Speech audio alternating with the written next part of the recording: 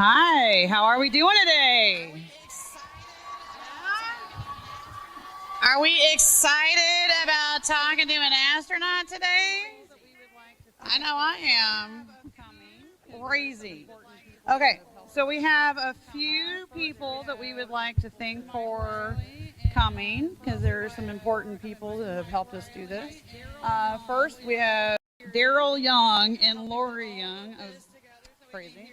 They have been helping put all of this together so we can hear it. We had our chief academic officer come early because he had to go to a graduation and came and talked to the lovely friends who got us this opportunity. And that was Cliff Jones. We have Rachel Carolyn, our PTA board, PTA president over there. Let's give her a big hand. We have Melissa Turner, who is the SGC chair here at our school, who also does awesome things for our school. So let's give her a hand. Okay. And then we have some people from Fulton County who will be coming when they can because, they're busy people here at the end of the year. So we have Dr. Stephen Moody, who is in charge of science for the entire county. He'll be coming.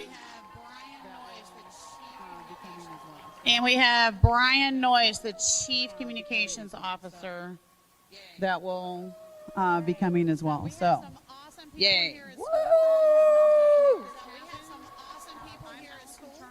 All right. So we have some awesome people here at school that have helped us make this happen.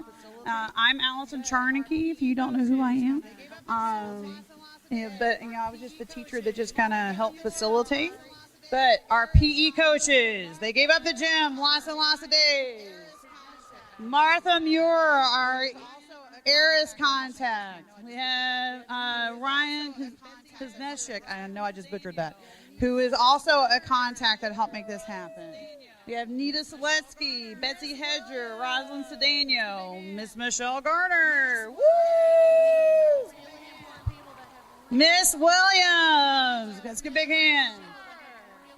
All right, and these are really important people that have really helped make sure this happened. That was Mr. Mike Sharp and the Fulton County IT and Networking Department. Let's give them a big, big hand. Woo! All right. Okay, now let's talk a little bit. You guys have been doing a great job, by the way. I love how focused we are. So we need to make sure we keep staying facing this way, especially while friends are talking to us, okay? You guys have been doing a really good job being attentive like that. So we want to continue. So good job. Make sure that we are, always making sure that we can hear what's going on. So if you're talking to people around and turn around talking to people, we're not going to be able to hear you, okay? So make sure we're just hanging out, listening. We get really important friends to talk to. And just remember, we have the Webb way, right? And we're going to all demonstrate that and be awesome because we're awesome people. Now, our first people who are going to come up and talk to you, one is a current 8th grader. One is a student who is graduating from Alpharetta High School but came to the Webb. And they're the two people who are responsible for helping bring us in. So let's give them a big hand. All right? Siri and Shravika Pinyala.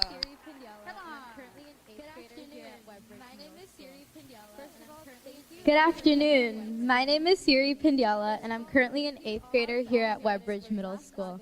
First of all, thank you all for coming here and experiencing this amazing opportunity. How this all started was last August, me and my sister were walking by YMCA, and we saw a small event poster for amateur radio. My sister was immediately interested, and she dragged me along with her. At first, I was super annoyed, but after listening to what they had to say, I was immediately interested. But I wasn't as captivated as my sister was until I saw her test her antenna. After a few local tests, she took me with her to help her record a video of her. I knew she was hoping to get a contact with an international space station, but I also knew it was very hard and rare to get. I was starting to get distracted while recording her when I suddenly heard her scream. On the radio was NA1SS, NASA, just as you should hope. She was hearing an astronaut from space through an antenna that she built herself. This immediately got me interested, and I was thinking about how exciting it would be for other people like myself to experience this, and this is what we hope to achieve today. In October of 2022, me and my sister discovered ARIS, Amateur Radio on the International Space Station, an international organization that coordinates interactions between schools and the International Space Station through amateur radio. As a personal project, we partnered with NFARL, the North Fulton Amateur Radio League, and we were able to make this idea happen. Before spring break, we had a lot of activities planned for you guys, where the students got to learn how to solve space math, learn about the Tesla coil, different space explorations, and astronauts across the different countries and cultures. And finally today, students like me get to talk with astronauts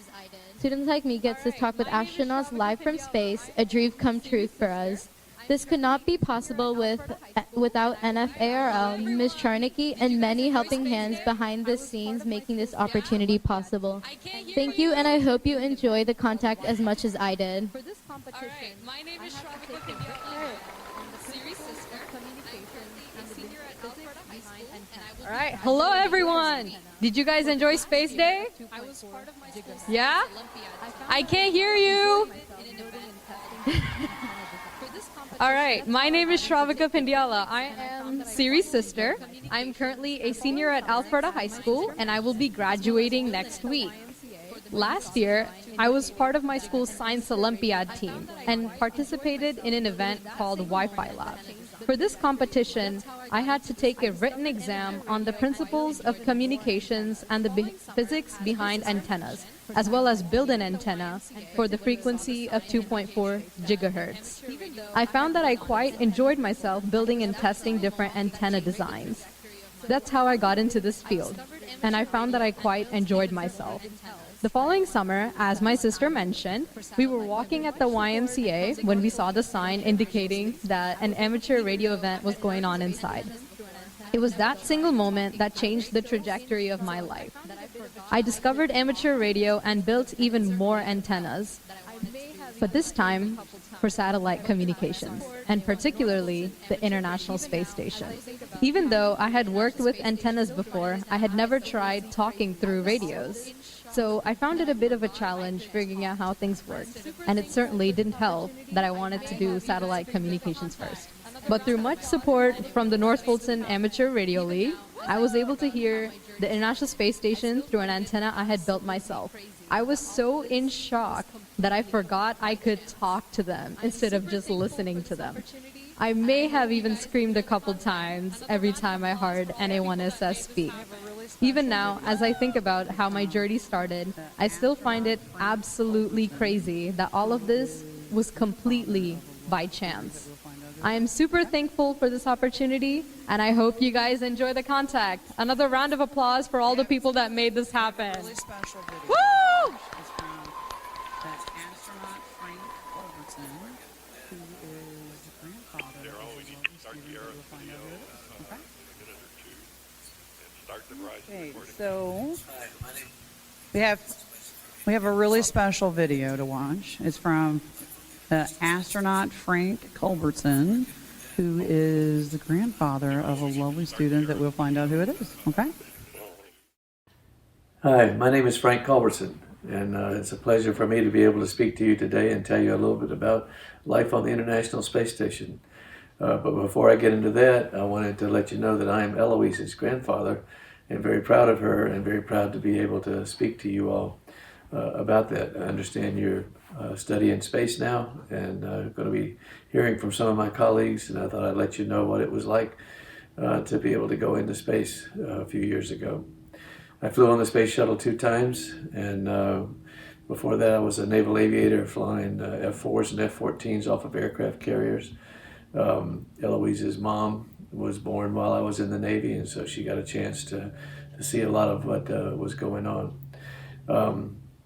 it was a real honor to be able to do that. But flying in space was my lifelong dream. I grew up in South Carolina in a very small town. There were only 44 people in my graduating class, and the town is still only about 1,200 people. But it doesn't matter where you grow up or what your background is or where you come from. If there's something you have a dream to do, you can do it. And you just need to set your sights on that. And I set my sights on being an astronaut when I was about 13 years old, and on being a Navy pilot. And I applied to the Naval Academy and to test pilot school and to NASA. But I had to apply many, many times. So don't ever give up if there's something special you want to do. Going to the space station in 2001 was very exciting. I had always wanted to live in space. I had already visited space twice on the shuttle, once for 5 days and once for 10 days. But being able to live in space for several months, I knew would be a unique and new experience. And it was. We launched in August of 2001 and stayed up there until December of 2001. Got home just in time for Christmas. Eloise's older sister, Kaylee, was a baby then. And so I got to see her right after I got off of the space station. I wasn't supposed to pick her up because I'd been in 0G for 4 months, but I couldn't help it. I picked her up anyway, and caused me a little bit of back pain later on, but that's okay. It was worth it. So it's been very fun to be able to share that with my family and to let them see the pictures of what I've done. Some of them were able to be at the launch, of course. Eloise is a very special student and a very amazing granddaughter, and I'm very proud of her and all she has accomplished. But what's it like living on the space station? Well, it's like living maybe in a bus that's floating in space or floating in the ocean, somewhat like living on a submarine, maybe if you've seen that in movies, or maybe like going to Antarctica. You're on an expedition. You have to go to work every day, get up every morning, go to work, and fix your own meals and take care of the ship that you're on, and get your work done. And we did do a lot of work, a lot of experiments. And then at the end of each day, you report on it and tell them what you've done. You've got to learn how to live in space, how to not make a mess when you're fixing your meals. You have to learn how to go to the bathroom in space, how to brush your teeth, all of those things. But the best part about being in space was being able to be weightless and float all around inside the space station, and also to be able to look out and to see our beautiful Earth. And I never got tired of looking out the windows and seeing how gorgeous the Earth is. Also how fragile it is, because from space you can see what pollution is happening around the world, how people are not taking care of certain parts of it, how we're losing forests, how rivers are polluted and oceans are polluted. And so it's very important that we take care of our Earth, because it's the only one we've got. It's the only place where humans can live.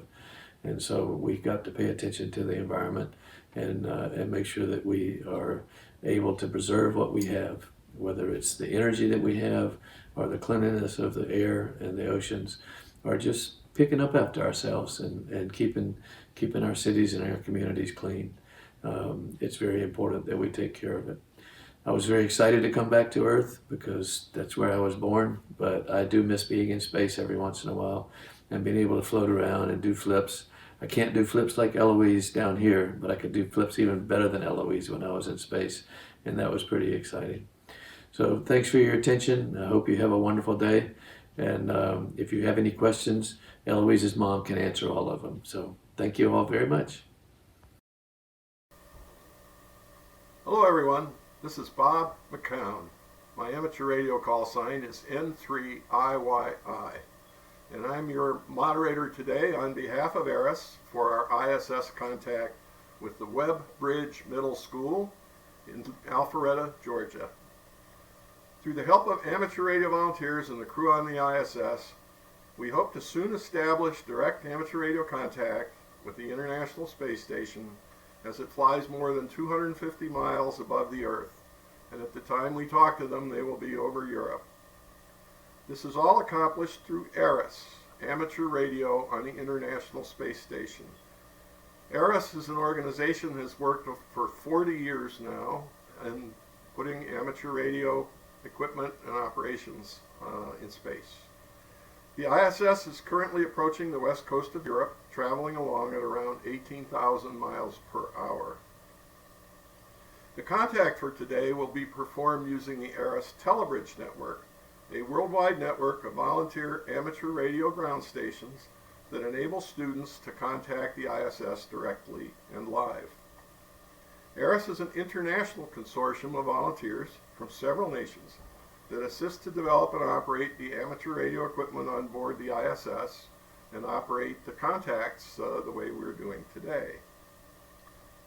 Some of the agencies that support ARIS are the American Radio Relay League, the Worldwide AMSAT Amateur Radio Satellite Corporations, the Canadian Space Agency, the European Space Agency, the Japanese Space Agency, the Russian Federal Space Agency, and of course the U.S. Federal Space Agency, NASA. We very much appreciate the support of all of these organizations in the work of ARIS. We will now take a look at a video presentation produced by the American Radio Relay League that shows students what to expect during our upcoming contact with the ISS.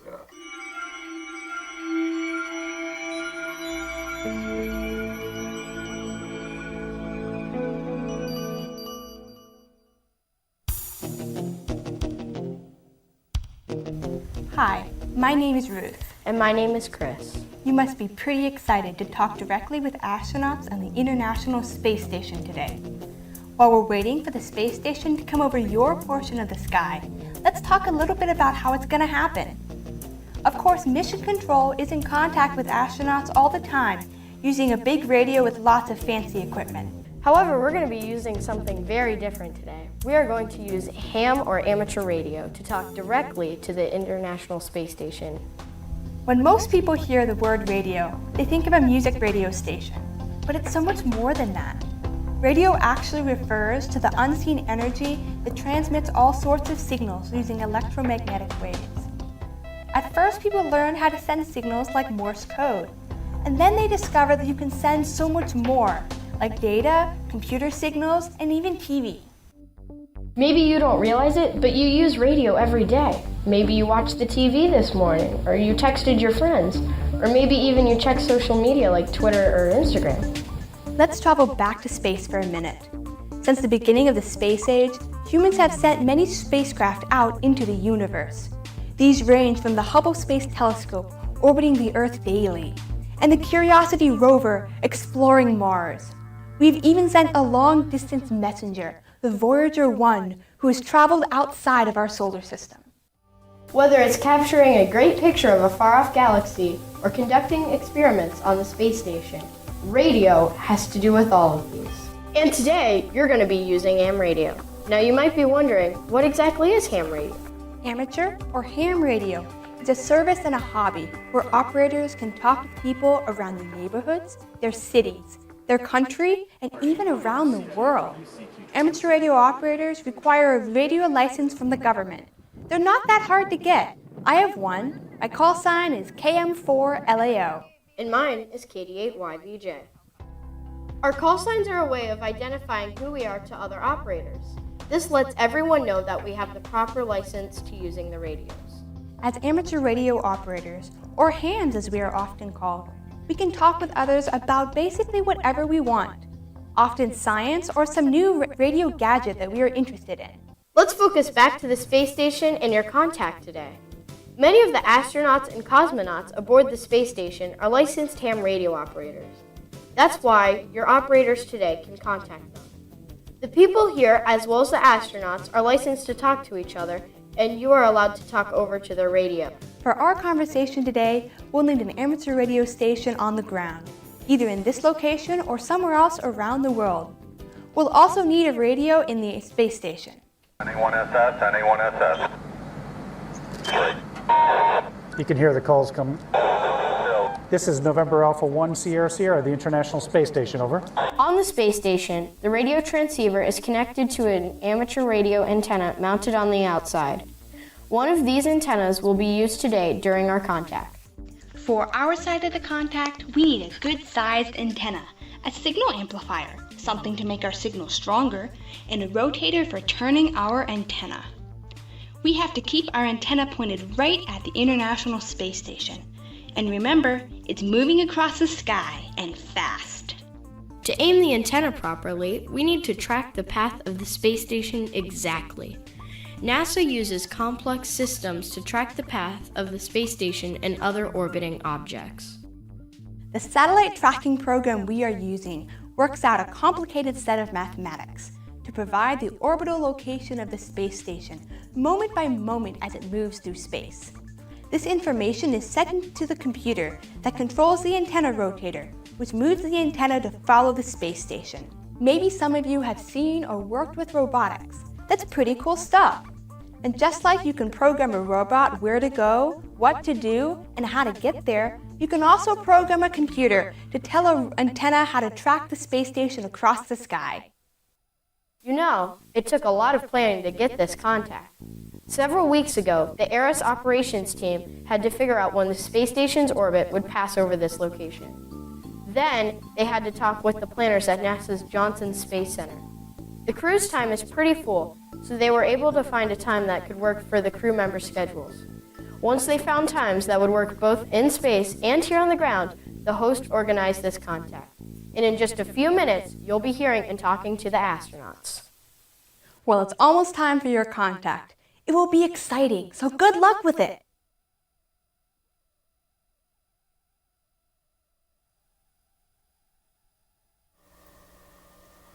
We will now look at a second short video showing the perspective of an astronaut on the ISS, making ARIS contacts.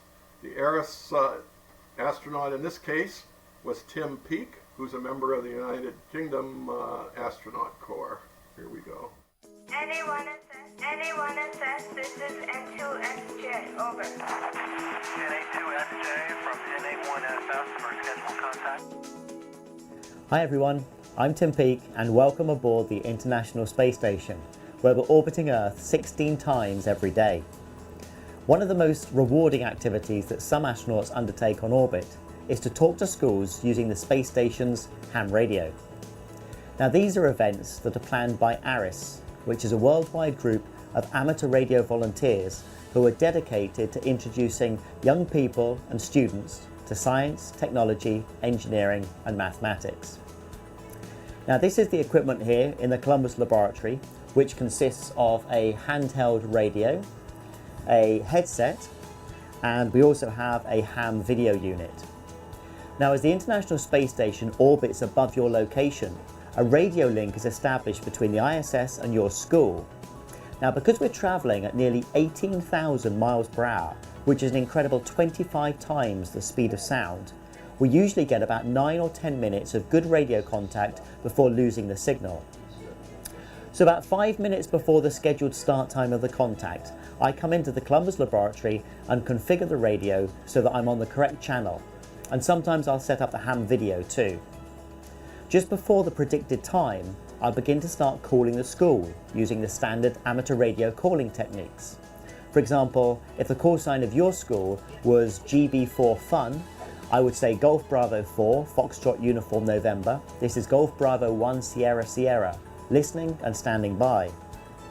Now at your school, the radio operator will be listening for my call, but may also transmit and try to call me as well.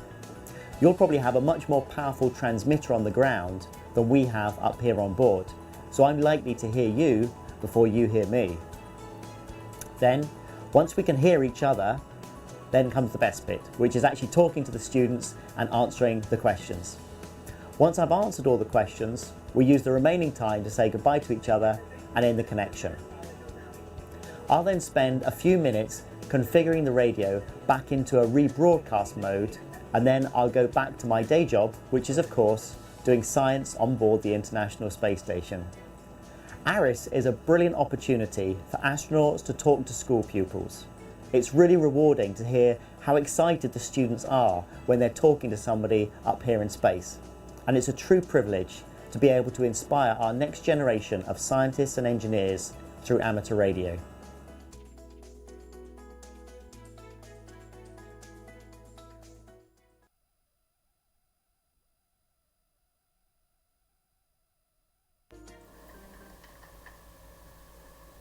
Today, our contact with the ISS will be with astronaut Warren Hoberg, Warren's personal amateur radio call is KB3HTZ.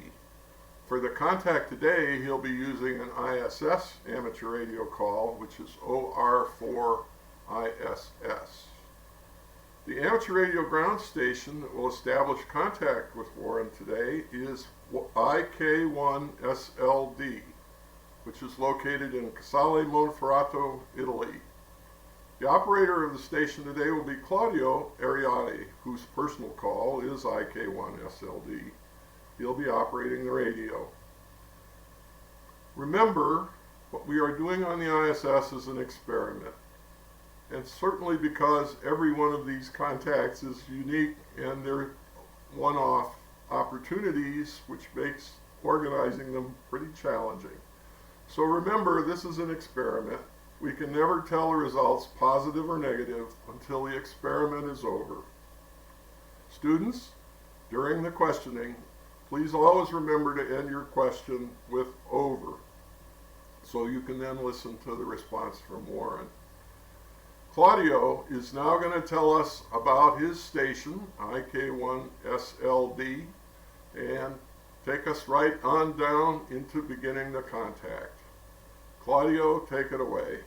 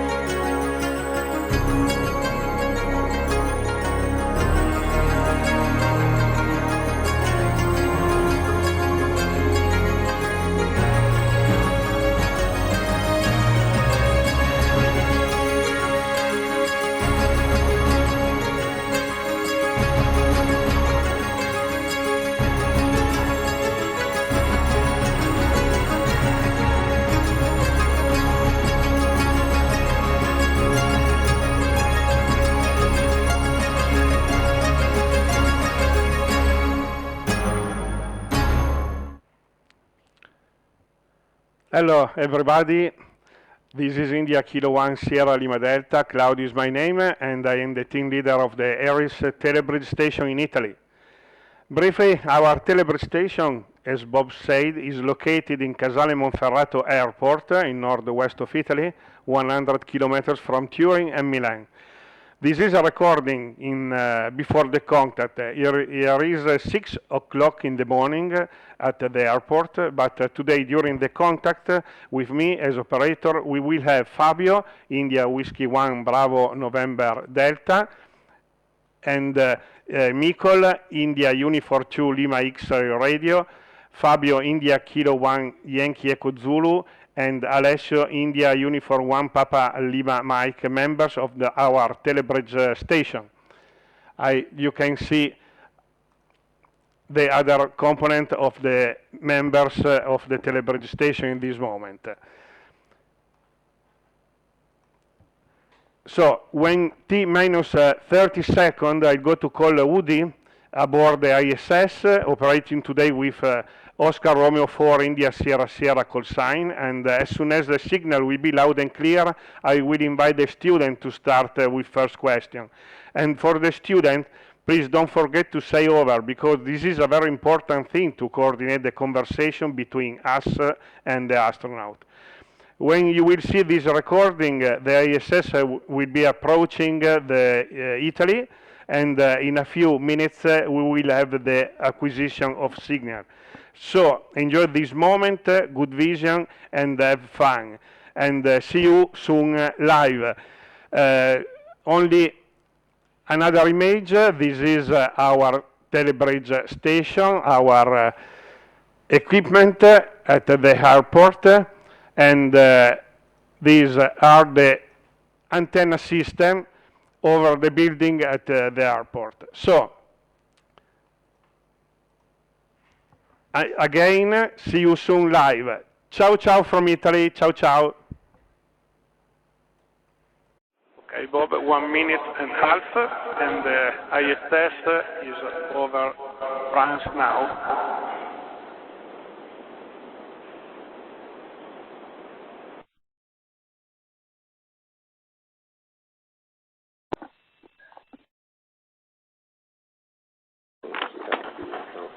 Hey everybody, we're showing the tracking of the ISS. The white circle is what the ISS can see. And yeah, we have 1 minute to OS. The little plus sign there is where Claudio is.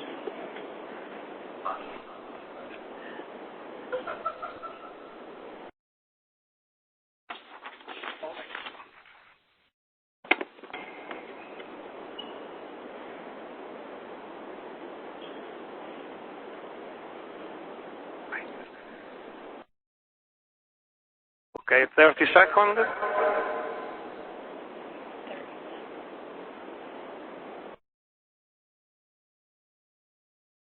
Start calling. Might be there in 30 seconds. Oh, he does this a lot more than we've been able to. We've gotten a lot more contacts. Partly because they got an Italian. Okay, we have acquisition of signal now, so I'm calling Oscar Romeo 4 India Sierra Sierra. This is India Kilo 1 Sierra Lima Delta calling for a scheduled Iris contact. Do you copy, Woody? Over.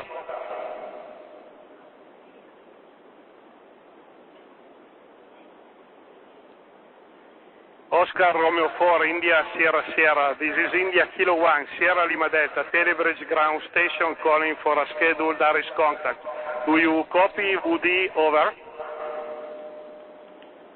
India Kilo 1 Sierra Lima Delta, this is November Alpha 1 ISS. Hear you loud and clear, over. Okay, Oscar Romeo 4 ISS, IK1 SLD. Good afternoon, Woody, and happy to meet you for the first time from Italy. Your signal is... If you're ready, I'm going to pass the microphone to the first student, over. I am ready, and Webb Middle School, I am very excited to speak with you. Okay, go ahead, Estelle. Hi, this is Estelle. What was your first mission and how did it make you feel? Over.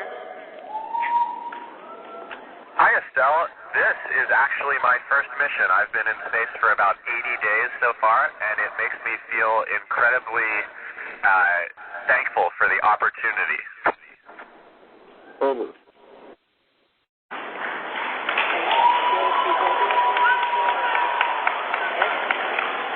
Hi, this is Phoebe. What was the hardest and easiest part and challenges of becoming an astronaut? Over. Hi, Phoebe. I think the hardest part so far has been being away from my family and friends back on Earth. And the easiest part is probably looking out the window. That never gets old. Over.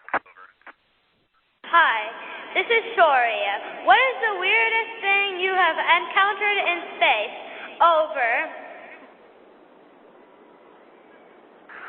One really interesting thing is how water behaves. Everything floats up here, and so the way water behaves is dominated by surface tension, and it sticks to everything. Over. Hi, this is Kartikeya. What is the most profound lesson you learned from your experience in space, and how has it changed your perspective on life? Over. That's a great question. One of the amazing things we see from up here is how beautiful Earth is and how thin the atmosphere is. It really makes us appreciate how precious and special our planet is, but also how fragile it is. So it's changed my perspective by making me really care about taking care of our home planet. Over. Hi, this is Rochelle. How major is the difference between daily life in space and Earth? Would things in space like gravity change your daily routines? Over. Rochelle, I think the routines that I have in daily life are actually quite similar to our workday up here. We work about 12 hours every day, but we stay on a schedule just like life on Earth. I go to sleep at the same time, wake up at the same time every day. I brush my teeth in the morning, and in the evening I take showers, and so it's quite similar to my routine on Earth. Over. Hello, this is Katie. If space does not have the same gravitational pull as Earth, then how does your body stay healthy and stable? Over. Well, we are floating up here all the time. We're in a constant state of free fall, and it is really, really important for our health that we exercise a lot. So we do about 2 hours of exercise every day. About that is what we call resistance exercise, where we are lifting. We have essentially a weight machine, and we lift, do heavy lifts. And then the other half is cardio. So we have a bike and a treadmill up here. Over. Hi, this is Anna. If I were to become an astronaut, what would you tell me you wish that you could have known when you started your career? Over. Anna, that's a great question. I would encourage you to not be afraid to pursue your dreams. Find something that you're really, really passionate about, and then spend time on that. When you're working on something you absolutely love, you'll be better at it, and you'll just ultimately have a lot more fun. Over. Hi, this is Emmy. What is training like, and do a lot of people quit? Over. Emmy, training is so fun. We work on so many different things. We get to practice spacewalks in our neutral buoyancy lab. We get to fly our T-38 jet trainer. We get to learn the International Space Station systems. We do robotics training. So every day is different, and it's just a lot of fun learning so much. And no, we haven't had many people quit. It's too much fun. Over. Hello, this is Rafaela. When you've just left the atmosphere and you can see Earth and all the other planets from afar, what do you feel? Do you have a sense of love for the universe and how amazing it is? Over.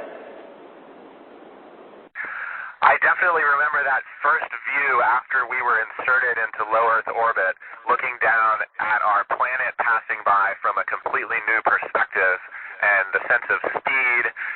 It was an unforgettable feeling. And what I really feel up here is just an incredible fondness for Earth. It's such an amazing place that we call home, and we really need to protect it. Over.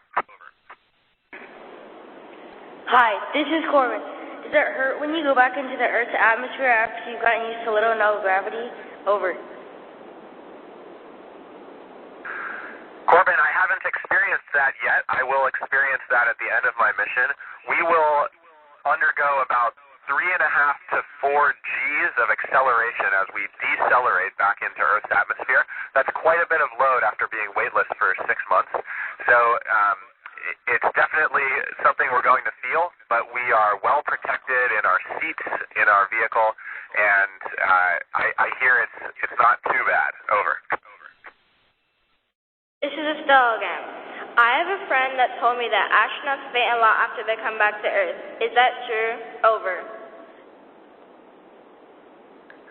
It is absolutely true that the body undergoes amazing changes when we get back to Earth. There are a lot of fluid shifts because after 6 months up here, we're used to the state of weightlessness, and when we get back to Earth's gravity, gravity, we experience these fluid shifts, and those fluid shifts actually move blood away from the head, and so that is what could cause that feeling of lightheadedness.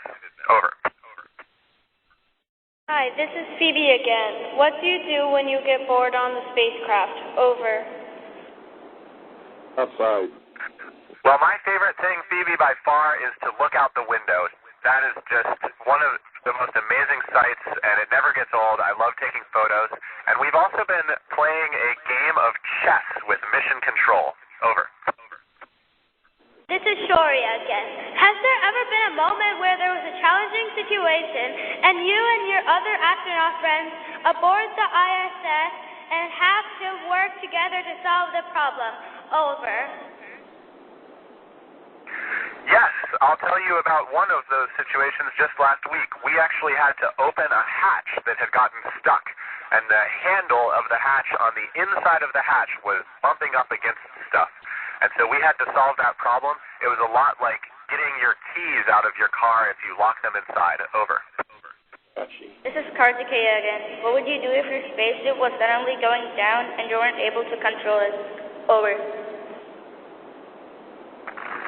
Well, we get a lot of training on possible contingency situations, and I can tell you for sure that if we had a situation like that, we would be fighting all the way as long as we could to regain control and get the situation back under control. Over.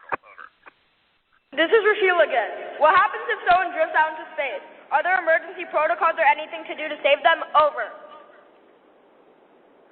That's actually a great question. When we do spacewalks and we're on the outside of the space station in our spacesuits, we have safety tethers, and we use those to make sure that we stay connected to space station. But in the unlikely event that the safety tether became disconnected and we became detached from structure, we actually have a special little, essentially jetpack set of thrusters. It's called the Safer, and we can actually fly ourselves back to the space station. So that's emergency only, but it is a capability that we have. Over. This is Caden again. If your nose is itchy on a spacewalk, then what do you do? Over. Well, Caden, that happens all the time, actually, in training. Inside the spacesuit, we have something called a Valsalva device, and it's used for doing the Valsalva maneuver on your nose, but it's also really useful for scratching your nose. You can just rub your nose up against that little pad. Over. We have 1 minute to lost, so stop question and greetings from the Earth to Hoodie. This is Anna again. As you were blasting off, what does it feel like? Is it nerve-wracking? Over. Anna, I was really surprised. I expected to be really nervous sitting on top of that rocket, but actually I was very calm and just relied on all my training, and everything went just like the training, so I was actually surprised just how calm I was. Over. This is Emmy again. Can you communicate with your families while you're in space? If so, how? Over. Hey, Emmy. Yes, we actually have the ability to email people from up here, and we can sometimes do video calls. And those use something called the TDRS network, the Tracking and Data Relay Satellite Network, to allow us to have additional internet up here. Over. Hi, we are Siri and Shravika. On behalf of everyone at Webbridge Middle School, we would like to thank you for speaking with us today. 73 over.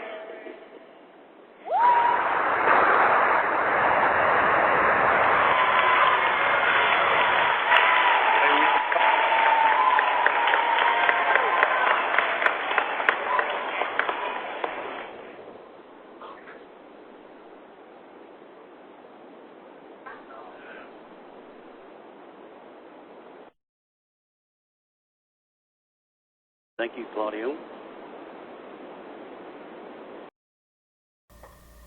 Ladies and gentlemen, we have just shared a moment of history. Amateur radio station IK1SLD, located at Casale Monferrato, Italy, and operated by Claudio Ariade, IK1SLD, contacted astronaut Warren Hoberg KV-3HTZ aboard the International Space Station and spoke with students directly live over amateur radio at the Webb Middle School in Alpharetta, Georgia. Now for the International Volunteer Team of ARIS, including the amateur radio satellite corporations around the world, the American Radio Relay League, the Canadian Space Agency, the European Space Agency, the Japanese Space Agency, the Russian Space Agency, and of course NASA, the U.S. Space Agency. This is Bob McCown, N3IYI, your ARIS moderator for today. Pleased to have assisted you in making this historic contact with the International Space Station. I now close the program and send my greetings to all of you in amateur radio terms 73, which means best wishes and over. This ends the ARIS part of the program.